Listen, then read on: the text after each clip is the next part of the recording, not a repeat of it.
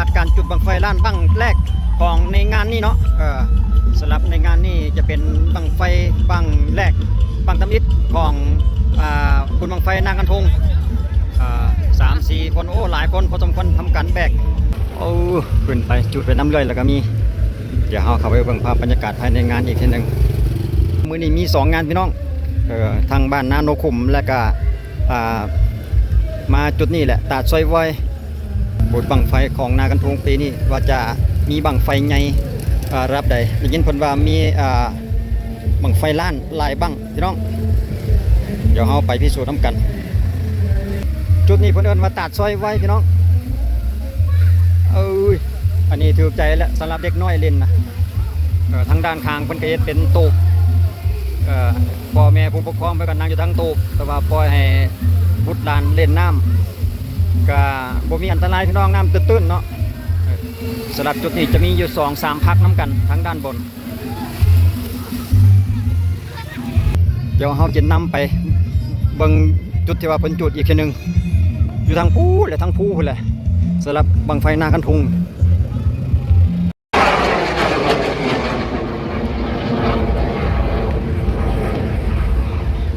โอ้บ่ทันได้เข้าไปฮอดในงานแล้วเพิ่นจุดก่อนแล้วพี่น้อง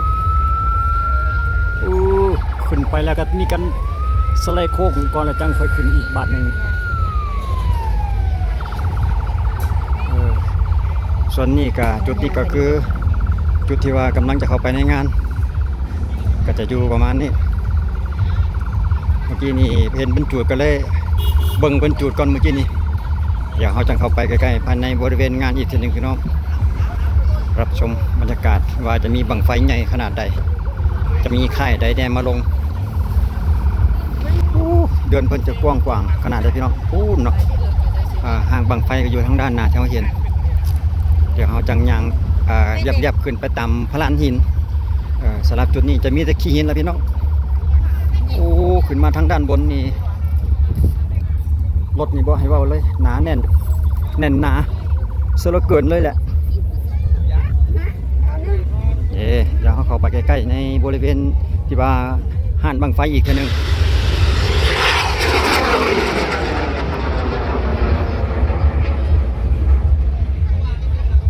พอขึ้นได้สวยงามอีหลีพี่น้องซื้อจุดเลยบังไฟบังนี่ไหมขึ้นได้งามแต่ว่าเฮายังไม่ทันได้เข้าไปในบริเวณเดี๋ยวกำลังย่างเข้าไปพี่น้องเดี๋ยวเฮาเบิ่งติดตามไปยาวๆกันหน่อยนึงพี่น้องสำหรับงานจุดบังไฟอยู่นาคันทงเดี๋ยวเฮาจะเข้าไปใกล้ๆบริเวณอีกทีนึงอันนี้เฮาย่างลัดมาทางนี้เลยเต็มไปด้วยพลานหินสำหรับนาคันทงก็จะอยู่ประมาณนี้แหละพี่น้องเดี๋ยวเขาไว้หลังเบิ้งอีกแป๊บหนึ่งพี่น้องให้เบิ้งบรรยากาศในบริเวณงานที่ว่ารถเป็นเข้ามาเบิ้งไหมพี่ลึกอีหลีขนาดในเฉพาะจุดด้านบนนี่ทางด้านลมเดี๋ยวขึ้นมาอีกกระบอกแมนหน่อยปันบุญธาตุหลวงปะสำหรับรถเข้ามาภายในงานบุญบังไฟนาคันทงนี่เนาะเมื่อยสมควรยางขึ้นค่อยดับแรกเขาก็มาเจอบังไฟบังค่ายนี้ซะก่อนเดี๋ยวเขาเบิ่งก่อนว่าค่ายใดค่ายบ้านนาฟ้าสีคาม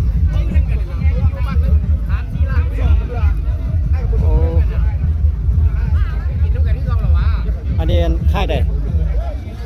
มีวัดยุกเสือนี่วะอันใดบ้านยังเกาะบ้านนาฟ้าสีคามป่ะบ้านนาฟ้าฮะบ้านนาไซป่ะอยู่ใส่ฟ้าสีคามฟ้าสีคามเนาะนี่อาจารย์ใหญ่นี่จะเบิ่งนี่พี่ข้างหลังนี่อาจารย์อาจารย์เตาอาจารย์เตาบริการอาจารย์เตาเดี๋ยวเขาจะติดตามเบิ่งเป็นรายการต่อไปเขากำลังทำการล่างใหญ่ดีห่างยาวมาในสุดสีน้ำเงินพี่น้องสุดสีฟ้าสำหรับบังไฟแสนคือจุดนี้คือบังไฟแสนพี่น้องฟ้าสีคามอาจารย์เต่าสำหรับในบริเวณจุดนี้เพิ่นกะมีทางเจ้าหน้าที่เพิ่นจะมีเสือกฟางห้ามเข้าไปภายในงานนั่นเอง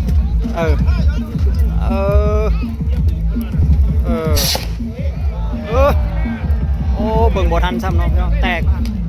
บางคนว่าแตกบังไฟน้อยดอกตัวนี้นะ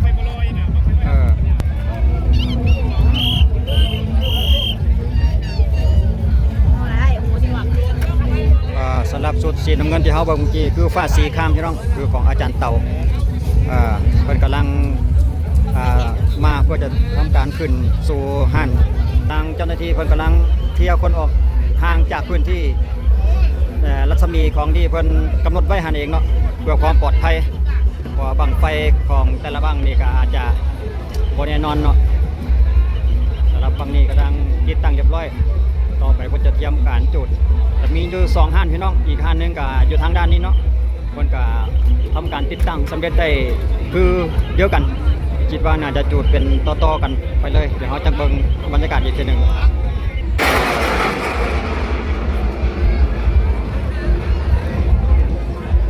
โอ้เกือบบ่ทันพี่น้องเพิ่นบ่ได้จุดเลย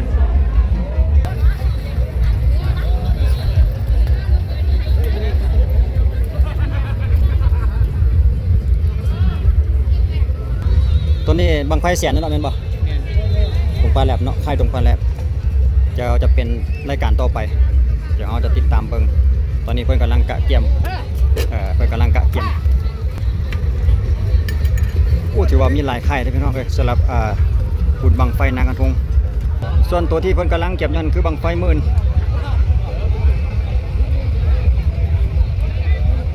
เรียบร้อยเพิ่นกำลังลงมาเดี๋ยวติดตามเบิ่งผลงานการจุดว่าจะขึ้นสวยงามคือเท่าใดโอ้โหกล้องนำกับบ่ทันพี่น้องโอ้ยมันคือว่าไปอยู่ซึ่งกับอันก้อนชีฟ้าพอดีเดี๋ยวเรามาเตรียมเบิ่งสำหรับบังนี้พี่น้องสำหรับบังนี้ก็คือบังไฟแสนมาจากบ้านนานกุมเป็นทีมรวมกันเป็นทีมรวมบ้านเพิ่นเนาะสำหรับบังไฟแสนเป็นกำลังทำการติดตั้งอยู่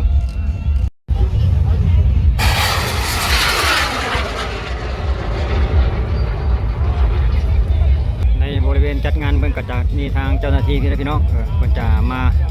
ทางเจ้าหน้าที่มันก็มารักษาความปลอดภัยทางตำรวจและทหารเนาะหลังจากเพิ่นเอาบังไฟขึ้นติดตั้งเรียบร้อยเพิ่นก็มาถ่ายรูปถ่ายรูปร่วมกันเป็นที่ระลึกแล้วก็จังออกมาสำหรับบังไฟจุดนี้ก็คือบังไฟแสนพี่น้องเดี๋ยวติดตามเบิ่งตอนนี้เพิ่นกำลังเจ้าหน้าที่เพิ่นให้ออกจากบริเวณที่ว่าเพิ่นจุดสะก่อนเนาะเพิ่นกำหนดให้ทางประชาชนหรือว่าทุกคนที่ว่ามางวมนี่ออกจากบริเวณนี้สะก่อนแล้วเพิ่นจะทำการจุดอีกทีนึง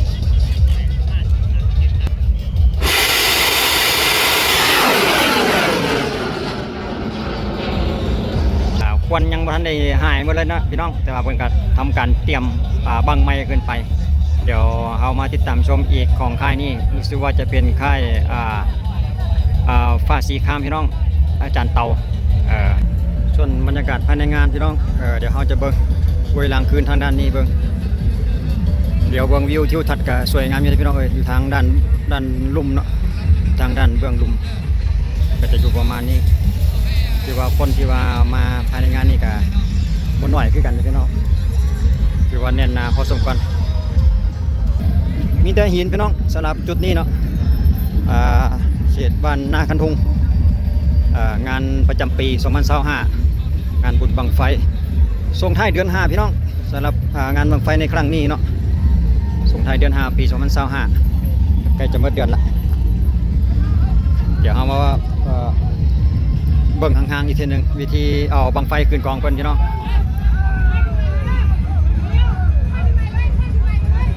ทางด้านบนมันก็เสือกดึงอยู่ทางคู่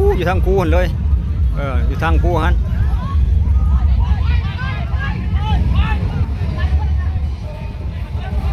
ก็จะลักษณะนี้เนาะการเอาบังไฟขึ้นใส่บักลอกดึงขึ้น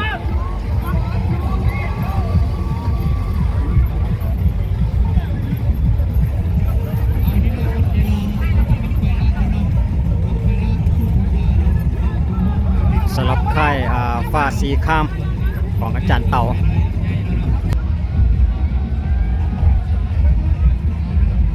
เดี๋ยวจะหน่อยเรามาติดตามมันจะขึ้นสวยงามสำใดสำหรับบังไฟแสนบังนี้เนาะ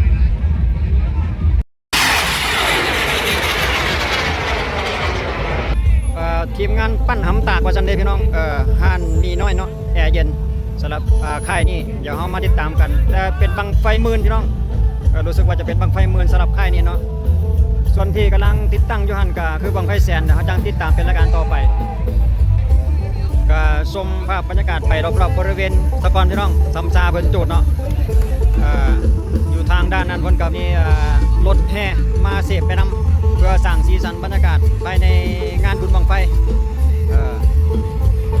ก็ถือว่าบ่ธรรมดาพี่น้องหลายพอสมควรแน่นหนาก็แน่นอนยูทูบเบอร์นี่เต็มเลยพี่น้องมีฮอตโดนบินกันว่อนเลยแถวนี้นะมีแต่โดน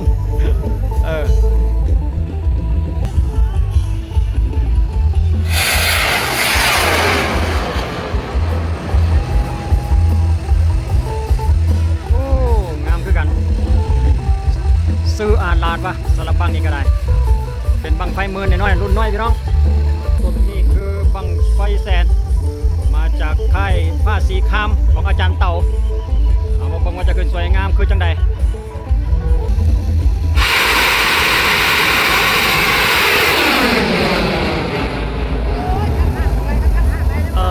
ไปกำขวาละงางเลยพี่น้องเอ้ยไปแล้วเบิ่งก่อนซุ่มมึงก่อนไปเลยรีบเลยบ่ได้ห่วงหลังเลยพี่น้องเอ้ยสำหรับบังไฟแสนของอาจารย์เต่าจากค่ายฟ้าสีคามยังอีกนำบททันละอวยเราได้ด้วยพี่น้องเอ้ยรู้สึกว่าจะอวยหัวลงแล้วเอารายการต่อไปก็คือค่ายปั้นหำตากพี่น้องสุดสีชมพูกำลังทำการเตรียมขึ้นห้านเดี๋ยวเรารอชมเป็นรายการต่อไปเอาในช่วงระหว่างการพักยกเข้ามาชมลีลาเล่นพินของไอเราอยู่คนหนึ่งแบบเป็นศิลปินเดียวเลยเล่นอยู่ลมประทับใจขึ้นไปทั้งเวทีทั้งหลังคาเลยพี่น้องเลยเสียแต่ว่าเขาจะเบิ่งทั้งด้านข้างของเพิ่นเอามวนพี่น้องสำหรับงานบุญบังไฟนาคันทุ่งกันอยู่ประมาณนี้แหละเดี๋ยวเขาจะมาติดตามบรรยากาศในค่ายต่อไปสำหรับตัวนี้เป็นบังไฟหมื่นสำหรับปั้นหำต่างเดี๋ยวเขาจังเบิ่งอีกทีหนึ่งมวนพี่น้องเลยสำหรับงานบุญบังไฟบ่ว่ากันเนาะนี่เห็นป่ะผู้สาวบ้านนี้เพิ่นก็มักมวนด้วยกันเนี่ยพี่น้องเลยสำหรับในบริเวณงานเขาก็ถือว่ากับปลอดภัยพี่น้องมีทางเจ้าหน้าที่เพื่อให้ความรักษาความปลอดภัยให้เฮาอยู่เนาะอยู่ข้างสำหรับบังไฟหมื่นทันหลายพวกพี่น้องบังไฟหมื่นนี่ถือว่าหลายเดี๋ยวเอาบังอีกบังหนึ่งคนกำลังจิจุดตัวนี้จะเป็นบังไฟหมื่นคือกัน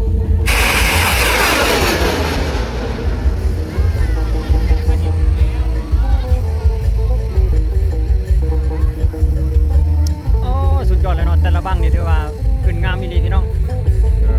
งามของคนดีเลยสำหรับบังไฟหมื่นเมื่อกี้นี่เองไอ้จ้ะบ่ได้สนใจใครเลยพี่น้องเอ้ยศิลปินเดียวนั่น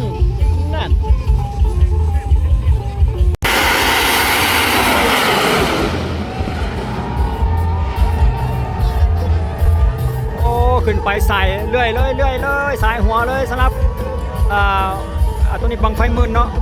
ของปั้นหำตากค่ายของเพิ่นจ้ะรายการต่อไปเป็นบังไฟล้านพี่น้องเดี๋ยวเรามาติดตามชมบรรยากาศการจุดบังไฟล้านบังแรกของในงานนี้เนาะสำหรับในงานนี้จะเป็นบังไฟบังแรกบังทำอิฐของบุญบังไฟนาคันทง3-4 คนหลายคนพอสมควรทำกันแบกเดี๋ยวเรามาติดตามรับชมว่าบังไฟของเพิ่นนี่บางกรว่าจะมาจากค่ายใดวัดวังทรายพี่น้องสำหรับค่ายเพิ่นเนาะคนสองฝั่งมาจากในเวียงคนสองฝั่งอยู่เชียนท่าหลวงตอนนี้กำลังทำการเกี่ยมก็จะเอาขึ้นสู่ห้านเดี๋ยวเอาเบิ่งเทคนิคของคนอีกคือนึงพี่น้องอยู่ทางสปป.ลาวสำหรับบังไฟล้านบังนี้เนาะ ก่อนที่จะติดตั้งเพิ่นก็ได้ถ่ายรูปเป็นที่ระลึกสำหรับผู้สนับสนุนบังไฟในค่ายของเพิ่นเนาะก็อยู่ประมาณนี้แหละจะเป็นห้าน GK Auto ซื้อขายรถมือสองเอาเกียมขึ้นยืดเอ้ยคนขึ้นบ่ทันคนขึ้นบ่ทันเอา ผู้ดึงไปกว่าบ่เอาหลังดันไว้เอาดันตึงสำหรับหานบังไฟเพิ่นก็ใช้แบบเป็นลักไฟฟ้าเลยพี่น้องเอาลักซิมังเสาปูนเนาะ4ต้นเฮ็ดแบบมาตรฐานเทด้วยปูนคักแน่ถือว่าเป็นหานบังไฟที่มาตรฐานตอนนี้ก็เป็นเวลา6 โมงครึ่งนั่นเองเนาะตะเวนกำลังเริ่มรับขอบฟ้าไปเห็นพอดิบดีแล้วสำหรับในงานนี้เดี๋ยวเอามาเบิ่งบรรยากาศการจุดบังไฟล้านบังแรกของในมื้อนี้เนาะหลังจากนั้นเราก็จะค่ายโคกชีเม็กพี่น้องมาจากเขตธาตุหลวงสำหรับบังไฟล้านในบังต่อไปสำหรับตัวนี้เพิ่นกำลังทำการเตรียมเพื่อรอคิวเดี๋ยวเราจะเบิ่งเป็นรายการต่อไปเดี๋ยวเรามาเบิ่งบังไฟล้านของมาจากวัดบางไทรเป็นบังไฟล้านคือกันสำหรับค่ายนี้วัดบางไทรพี่น้องเอ้ยบังไฟล้านสำหรับบังไฟนี่ก็จับตามองให้ดีพี่น้องเอ้ยเวลาเพิ่นสิขึ้นอย่ากระพริบตาสำหรับเป็นบังไฟใหญ่สำหรับในงานนี้จะมีเฉพาะบังไฟล้านเท่านั้นจะขึ้นสวยงามแต่จัง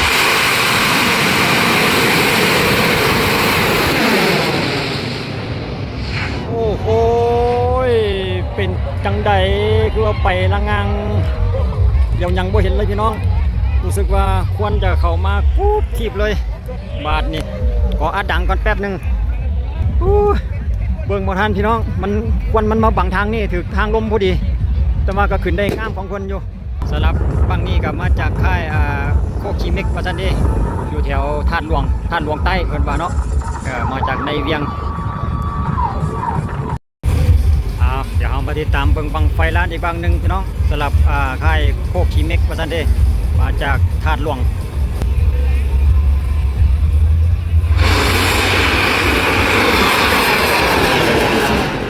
โอ้ยไปดังคางลังงามพี่น้องเอ้ย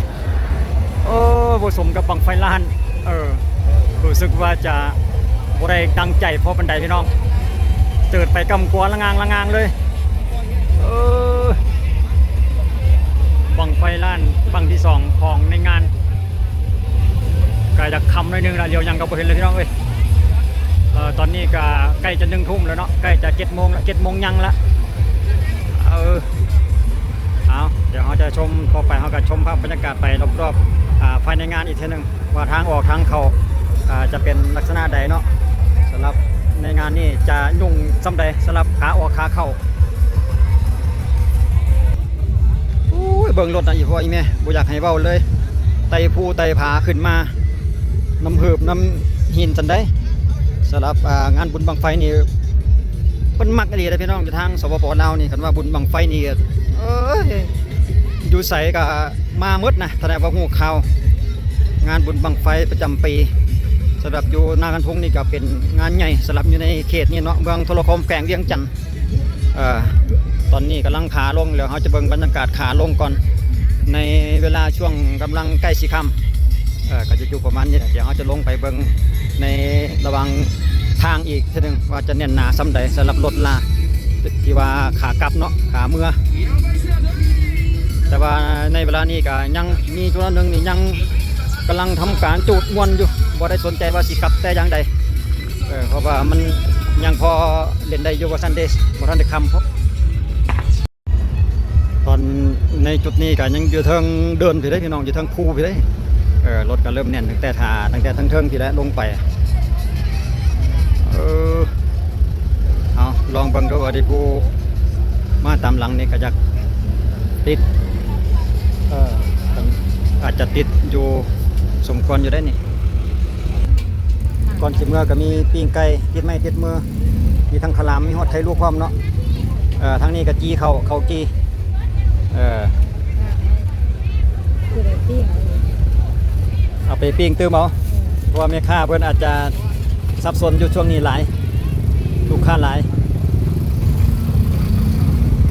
โอ้รถยาวเหยียดเลยพี่น้องเอ้ย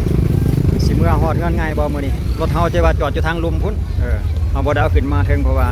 ฮู้แล้วว่างานนี้ต้องแน่นก็เลยได้เอารถจอดไปทางลุมพุ่นทางสุดๆทางเข้าพุ่นแหละ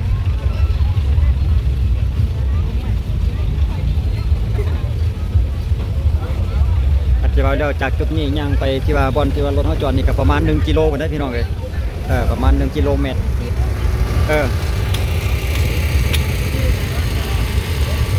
เอาบรรยากาศการค้าการขายปิ้งไก่ข้าวหลามมาให้เบิ่งรับชมกันเป็นน้ำพี่น้องในระหว่างการเดินทางกับก็ถือว่าหลายสำหรับแม่ค้าแม่ขายเพราะว่าในงานนี้คนหลายอีหลีพี่น้องแน่นถือว่าคนกันหลายคนที่มาเที่ยวในงานนี้ก็บ่น้อยฉะนั้นแล้วการค้าการขายนี่ก็ได้ขายดีคือกัน